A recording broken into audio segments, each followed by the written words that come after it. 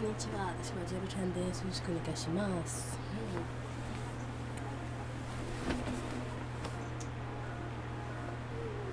And today we will be going through my birthday manga haul.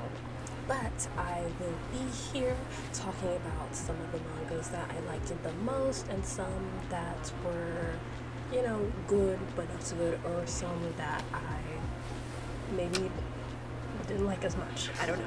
I don't really remember right now. But yeah, my birthday was in March, and I'm just now doing this because I am a procrastinator. So yeah. But we'll have fun, and I'll go through and I'll tell you about the characters that I liked and see who's, I liked better as protagonists or whatever. So without further ado, let's get started.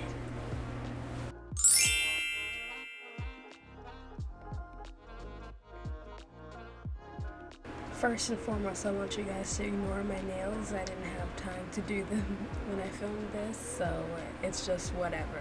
Ignore it, please. So we're going to be starting off with The Villainess's Guide to Not Falling in Love. This is a first volume that literally just came out a week before my birthday. This is actually pretty good. I was kind of surprised on how likable the MC is right now. She's not boring and soft. She's kind of, she's ditzy and kind of funny, and I appreciate that. What I do not appreciate is this generic black-haired male love interest. I'm not sure if he's the lead love interest, but I hope not, because I don't really like him. His personality is just as generic as his hairstyle. There are still some love interests that did not come in this volume, so I hope to see more of them and what else they have to offer, because like I said, that dude, he's not giving. But anyway, the next one that we have is Pretty Boy Detective Club. This is the manga version. There are 2 volumes of the manga version, but for some reason there's supposed to be more of the manga and the novel, but they were never published. But anyway, I watched half of the anime back when it first came out. It's very pretty. The art style is very nice. The only thing, but the plot does surprise you a little bit, because the fact that it's not what you think it is at first. So there's a bit of a twist with our female MC, Mayumi, and I won't spoil, but it's pretty interesting. I hate to say just everything is interesting, but I don't know what other words to use, okay? But it's pretty enjoyable, and I really like it. And I love the art style for the manga as well as the anime. I think they both give out different vibes, and I like that. Our next one is The White Cat's Revenge as Plotted from the Dragon King's Lap. This one, it isn't high up on the list, but it's pretty entertaining. It's pretty good. I find it entertaining how the fact that this girl's childhood friend is always trying to copy her, and she's just no, I am not having that. That is not going to be, and they get transported to another world, and then the other girl is still treated like this, oh my gosh, she's so amazing, she's so great, and then this girl's just what about me? I'm here too. Why is everybody treating me like I'm some villain? This one is another one that, for some reason, Volume 4, which is came out last year in May or something, and then there's no news about the 5th volume yet. So this is gonna be a slow collect, because I don't want to get to that point and then be okay, where's the 5th volume? Apothecary Diaries Volume 8, I don't have... If you don't know Apothecary Diaries right now, and you don't like Apothecary Diaries, there's nothing I can say to you. Alright, Cinderella Closet. Cinderella Closet is one of my favorite is actually not one of my favorite shows right now. It is my favorite show right now, because I love the premise and the characters. Except for this guy on the cover with her. I still don't like him, and this volume makes me very happy. Tokyo Aliens. I've been procrastinating on getting Tokyo Aliens simply because there's other stuff that I've been wanting to get and read. I think if you like stuff that's action packed, it has a good art style, and it seems it's gonna have a very good story as well, because this boy, he comes across this agency that deals with aliens and stuff like that, which his dad used to be a part of, which he just found out, and then he has to work there and get used to handling that type of stuff and be thrown into battles. Yuri S4 is, I want to say, it's my favorite, Yuri one right now, because this is basically like a suspense thriller tied in with the illusion of being cute, because of, yeah, this is a manga that will really surprise you. There were a few points in this volume, this fourth volume, that were pretty dark, which I love because I love dark stuff. I think everyone should know that I love, the dark side. I don't know when volume 5 is coming out, but I can't wait for it, actually. And I wonder if it's gonna be like purple again or pink again or another color, because I like how they switch up the color for this being purple. Not your idol. Okay. If you want like an idol manga that's psychological and dark, but you don't like Oshinoko, try Not Your Idol. This will simultaneously like piss you off. Basically, this girl, when she was a little bit younger, and when she was in this idol group, she was basically assaulted, and she has like a wound from the assault from a fan, and she's trying to live her life as a boy because she doesn't want it to happen again. And there's a lot of like inner conflict with herself and at students at the school, because I will just tell you, a lot of the students at the school are really trash. They are really trash, except for the male lead. He's pretty much the only alright one I can think of off the top of my head. But yeah, this is something that made me mad, but also I wanted to know more about it. Fairy Tales of the Night. So this volume 12 was the final volume. I have so many mixed feelings about this volume, because as much as I wanted things to be tied up in a nice little bow, I do realize that the ending is at the interpretation of the reader, which some people might not like, but it's very bittersweet. I'm not gonna spoil it, but I'm just letting people know. I really do think it's still worth a read because of the different opinions I can form about this. Like, there's so much stuff to like take in, but also take away from the series, which is what makes it a good series, because each situation and each character has such depth. I really like the foiling on this cover, because it's a really like good when you like tilt it. It's really cute. I'm very proud to have this manga in my collection, because I don't know, there's something about it that's like I really like. So if someone else if you guys want to try this out, please do, because I feel like it's still worth it, because I feel like the fandom really still needs to grow. People need to read this manga. All right. Kingdom of Quartz is a new manga as well.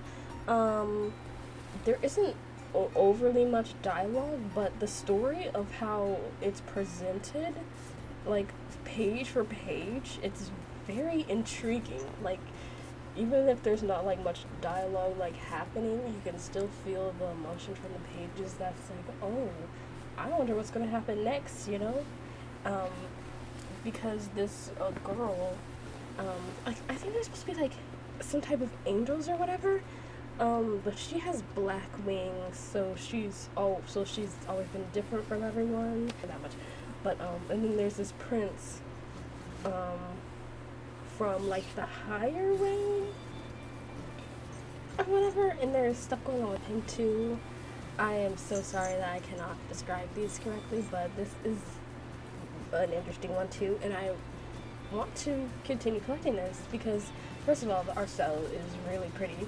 The covers, the backs, the pages, it's all really laid out really nice. I obey with comic. I don't really have anything to say about this. It's just as unserious as the name is. As much as I want to say this is serious, it cannot be serious. I really don't have anything to say. I got it for the nostalgia basically, and I probably will keep collecting it because it's funny. Oh, it's funny. I'll give it that. It really is. And then it's just so unserious. Here is my current, since Phantasm ended, I'm taking that off of the #1 spot. This one is going in my #1 spot. This is the Holy Grail of Edis. I showed volume 1 in one of my past manga hauls, but this time I got 2, 3, and 4. I love this manga for some reason. By the first volume, I was completely like drawn in. I think it's because of the character of Scarlet, because I love the villainous type characters that are just pretty much unapologetically themselves. Like, you can tell that she is caring in certain ways, but she isn't the type to back down from anything, and that also teaches the female lead, which is Constance, aka Connie, that being nice is going to get her everywhere in life, and to see the development of her and Scarlet both as separate characters but also together, and their personalities is a very entertaining thing. And also the male lead, I forgot his name. I forgot his name. I'm sorry, but he is also there as well, and I think he's going to have a very interesting dynamic with Connie as well. And I just really like the dynamics between the characters, if that makes sense. Like, I like the different personalities between Connie and Scarlet, and the way that they can mesh together when they need each other for, like, the revenge plot. Okay, the story is basically that Scarlet was a noble that was framed for trying to murder the princess, and then they executed her, like beheaded her. And then Connie, when she was little, she saw that in person. When Connie was about to be framed for something that she didn't do, Scarlet goes into her body and then takes over. And then everyone thinks that Connie is like Scarlet because of that, even though she was Scarlet in that moment. So I just love the dynamic between the characters in the Holy Grail of Edis, and I hope that it just keeps getting better and better because I love it. And I love the art style as well, so plus. The Dark History of the Reincarnated Villainess. Okay, this is a little different than I thought it would be. So basically, this girl, when she was younger in modern times, she made her own story, basically like a fan fiction. And she created her own characters and real characters, and she had named the main character after herself because she thought one day when she grew up that she was going to be transported into this world. And she was, but she was actually reincarnated as the little sister of the main character, who was the villainess. And so she has to make her reputation better because of the fact that, the little sister was a complete menace. Who Made Me a Princess? As funny as the first volume, I really liked it, and this introduced the two male leads. I know who the actual male lead is, but introduced them. Athi is very hilarious, and so is Lucas actually. This is for Manhwa. I think the villainess turns the hourglass. I think I want to put it next to Villains Are Destined to Die because of the female lead. She is going to continue down the villainous route. She's very set on the path of revenge to get back at her sister and the people that wronged her in the past life, which I love. I don't want her to stop her revenge and be like, oh, well, I shouldn't do that. No, I want her to keep going on that path, and I'm rooting for her. Like, get your revenge, because you deserve that. Okay, the Abandoned Empress. This pissed me off. I was in the first chapter. I barely turned like 5, 6, 7 pages in, and I was like, no way would this ever be me. No way could you ever catch me in this situation. This isn't even an isekai. Okay, this one and Villainous Turns Out Glass, those two aren't isekais. I just want to say that. So those are two manhwas that, the main MC isn't from modern time. They're still from this time. They're still from the time that they're set in, and then they just get sent back before the tragedy happens. Okay. I cannot stand that blue-haired Kaito wannabe looking behind. This makes me angry. It's very pretty. I do want to keep collecting it because it's pretty, but okay, I'll collect it when it's cheap. I'm not going to put myself through pain to collect it. That blue-haired dude, I don't know if he can redeem himself. There's nothing that he could do to make me like him. Villains Are Destined to Die. You can't go wrong with Villains Are Destined to Die. This is my favorite as far as the manga category. This and the Holy Grail of Eris, those are top up there. Penelope is the best female lead I have ever seen. I just really appreciate her as a character because she's a very strong character, and I like that. And her and Callisto, I feel like that is such a power couple. Winter and anyone else could only hope to be what Callisto is. Winter has the personality of a potato. Please, don't mess with me. Do not mess with me about this. The third volume of Scum Villain Saving System. I had a fun time with this volume. There was so much going on that I was just like, whoa. The minute I wanted to put this down, because I read this in between reading some other mangas, the minute I wanted to put this down to read a manga, the next chapter said no. The next sentence said no, because I feel like there's just so much happening here that makes you like, whoa, what's gonna happen? Oh my gosh. And that's why I love these novels, because they keep me so entertained. And Remnants of Filth. This is one that had me yelling at this book, had me internally yelling at this book. Like, I was like sitting up there reading this like like I was talking to myself, because this is so utterly dramatic that I just could not process. I'm like, wow. I'm thinking to myself, I'm like, wow. This is so dramatic.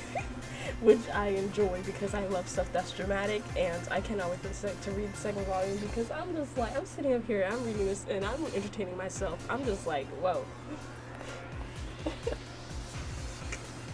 I love drama. And then there is Jeweler Richard, which I haven't read just yet, but I wanted to get this first volume of this novel because I wanted to compare it with the manga and the anime, because most people say that the novel is superior, but the thing that was surprising about the novel is that there is no illustration pages whatsoever. I've never, I don't think, gotten a light novel that has no illustration pages.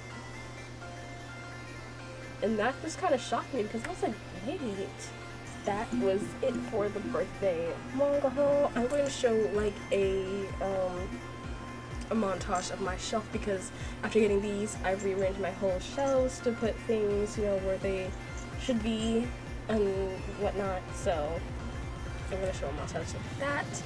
But for now, arigatou gozaimasu. Thank you for watching. I really appreciate it, and hopefully you can find a manga that you like from this video so that you can try it. Even if you aren't, you know, big into manga, maybe that you'll be able to find something. I recommend Villains Are Destined to Die and Holy Grail of Ennis, and also Hunted Tales of the Night if you want something a little darker. And also Cinderella Closet if you want something more shoujo, light, and wholesome.